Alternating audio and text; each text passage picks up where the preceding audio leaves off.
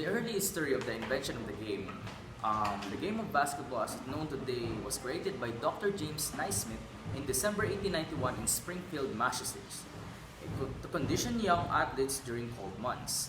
Naismith was a physical instructor at the YMCA International Training School, now known as Springfield College, in Springfield, Massachusetts. Upon the request of his boss, Naismith was tasked to create an indoor sport game to help athletes keep in shape during the cold weather. Consisted of beach baskets and a soccer-style ball.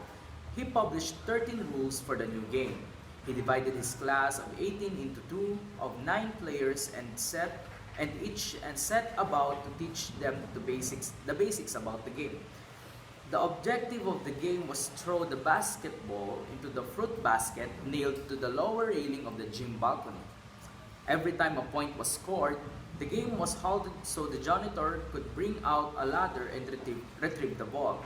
After a while, the bottoms of the fruit basket were removed. The first public basketball game was played in Springfield, Massachusetts in March 11, 1892. Since Naismith and 5 of his original players were Canadians, it is not surprising that Canada was the first country outside the United States to play the game. Basketball was introduced in France in 1893, in England 1894, in Australia, China, and India soon thereafter, and in Japan in 19,000.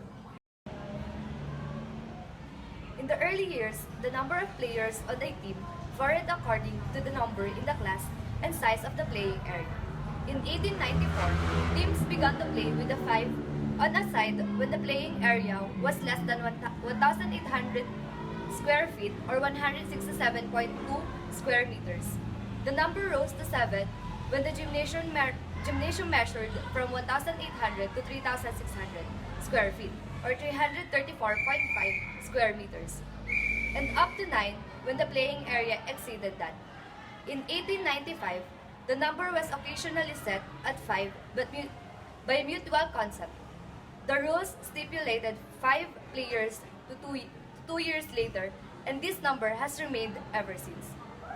Originally, players were one of 3 styles of uniforms: knee-length, football trouser, jersey tights. It's commonly worn by wrestler or short padded pants. Forerunners of today's uniforms plus knee guards. The court often were of irregular shape with occasional obstruction such as pillars, stairways, or offices that interfered with the play. In 1903, it was ruled that all boundary lines must be straight. In 1893, the Narragansett Machinery Corporation of Providence, Rhode Island, marketed a hoop of iron with a hammock style of basket. Originally a ladder, then a pole, and finally a chain fastened to the bottom of the net was used to retrieve a ball after a goal had been scored. Nets open at the bottom were adopted in 1912 until 1913.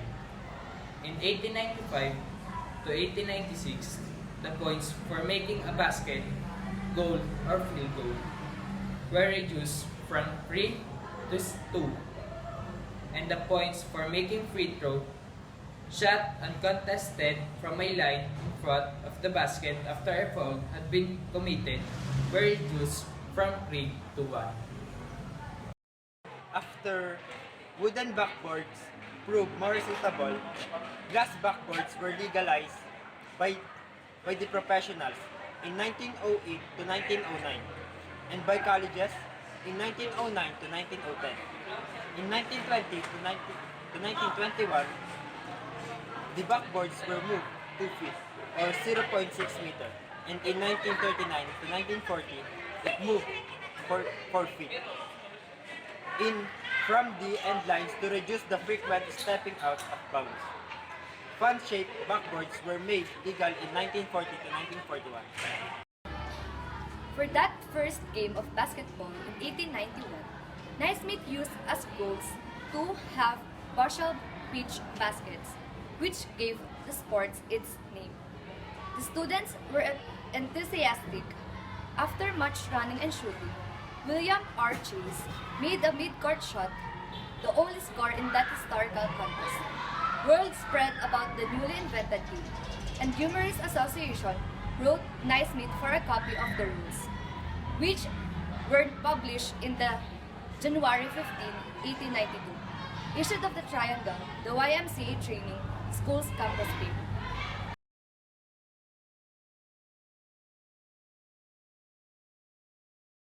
Naismith's original rules, an illustration of a basketball game that accompanied Naismith's article from the Triangle in 1992, listing his 13 rules. There were only 13 rules of basketball. The ball may be thrown in any direction with one or both hands. The ball may be batted in any direction with one or both hands. A player cannot run with the ball. The player must throw it from the spot on which he catches it. Allowance to be made for a man who catches the ball when running in a good speed. The ball must be held in or between the hands. The arms or body must not be used for holding. No shouldering, holding, pushing, tripping, or striking in any way the person of an opponent shall be allowed. The first infringement of the rule by any person shall count as foul. The second shall disqualify him until the next goal is made, or if there was evident intent to injure the person. For the whole of the game, no substitution. A foul is striking the ball with the fist, violation of Rules 3 and number 4, and such as described in Rule number 5. If either side makes 3 consecutive fouls, it shall count a goal for opponents. A goal shall be made when the ball is thrown or battled from grounds into the basket and studs there. If the ball rests on the edge of the opponent's moves, the basket, it shall count as a goal. When the ball goes out of bounds, it shall be thrown into the field and played by the person first touching it. In case of a dispute, the umpire shall throw it straight into the field. The thrower in is allowed 5 seconds.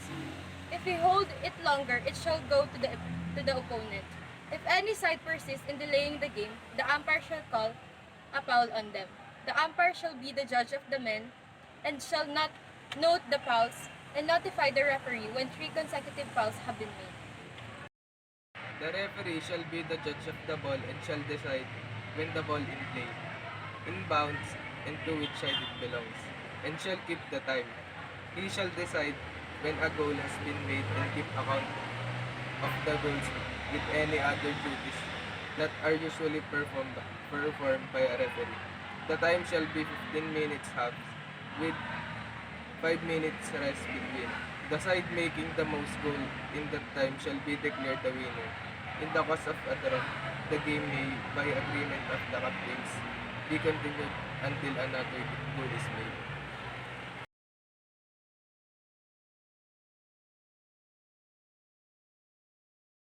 Facilities and equipments. Number 1, basketballs. The ball is run in the upper casing should be either leather, rubber, or other suitable synthetic material. Its circumference should be between 75 and 78 cm and its weight between 600 and 650 grams. It should have either 8 or 12 seams, not exceeding 6.35 mm in width. Number 2, backstop unit. There will be 2 backstop units, one placed at each end of the playing court and each consisting of the following parts: 1 backboard, 1 basket ring with a ring mounting plate, 1 basket net, 1 basket support structure, and padding. Number 3, backboard. The backboards shall be made of a suitable transparent material for level 1 and level 2 of a tempered safety glass, made in one piece, non-reflective, with flat front surface. Number 4, basket ring.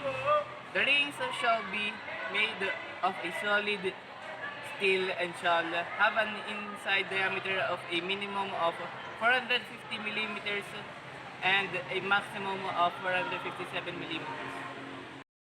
Number 5, basket net.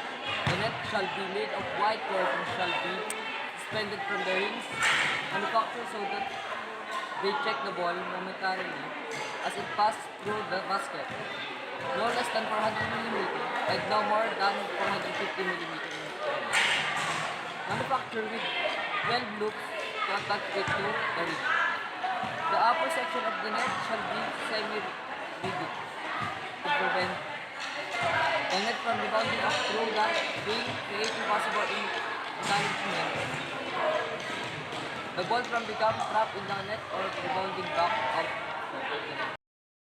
Number 6, scoreboard and a game clock. For levels 1 and 2, large scoreboards shall be placed on each end of the playing court, and if so desired, a further scoreboard placed above the center of the playing court. This does not include the need for the other two scoreboards, clearly visible to everyone involved in the game, including the two spectators. Number 7, playing floor. The playing floor surface shall be made of permanent wooden flooring levels 1 and 2, mobile wooden flooring levels 1 and 2, permanent synthetic flooring levels 2 and 3, mobile synthetic flooring levels 2 and 3. The height of the ceiling of the lowest obstruction above the playing floor shall be at least 7 meters. The playing floor shall be a minimum length of 32,000 mm and a minimum width of 90,000 mm. Playing court. The playing court shall be marked by figures and lines as per the official basketball. The party boundary line diagram held in a sharply constructed collar and having a minimum 2,000 mm. The color of the party boundary line must be the same as the center circle and the center. Number 9, lighting. The playing court shall be uniformly and adequately lit. The lights shall be positioned so they do not hinder the players and the officials' vision. Number 10, support service areas. The support service areas must be fully accessible to persons with disabilities. Are the areas in which essential operations for the competition are carried out. The required areas are changing rooms for teams, changing rooms for referees and table officials, first aid station for players, changing room for staff, storage room and cloak room, administrative offices. Number 11, spectators areas. Spectators areas shall allow the free movement of the public, including persons with a disability, enable spectators to have a comfortable view of the event.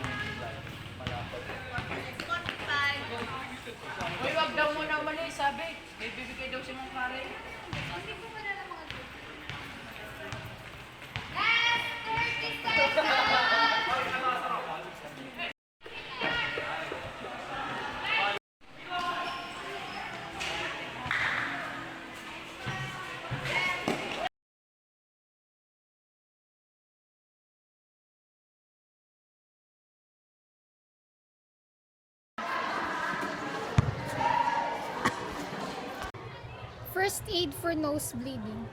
First, stop the activity.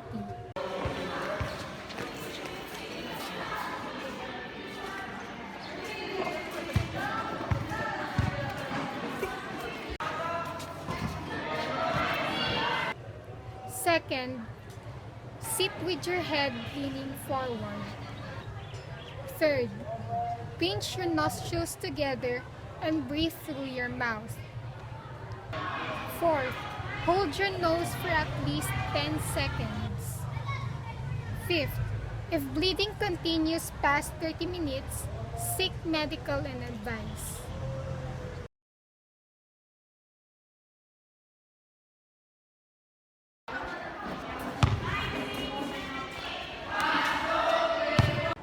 First aid for dislodged teeth. It may be possible to save a tooth with that has been knocked down with prompt dental treatment.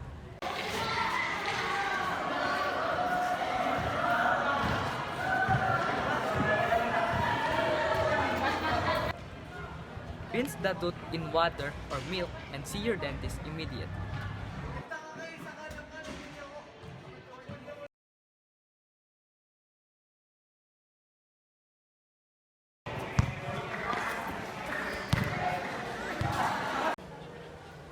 First aid for strains, sprains, and joint injuries. First is rest. Keep the injured area supported and avoid using it for 48 to 72 hours. Second, ice. Apply ice to the injured area for 20 minutes every 2 hours for the first 48 to 72 hours. Third one is compression. Apply a firm elastic bandage over the area, extending above and below the painful site. Next is elevation. Raise the injured area above the level of the heart all times. Next is referral. As soon as possible, see a doctor. Sixth is no heat. Heat will increase bleeding. Next is no alcohol. Alcohol increases bleeding and swelling. No running. Running or exercise increases blood flow and delaying of healing. Lastly is no massage. Massage increases swelling and bleeding, and it also delays healing.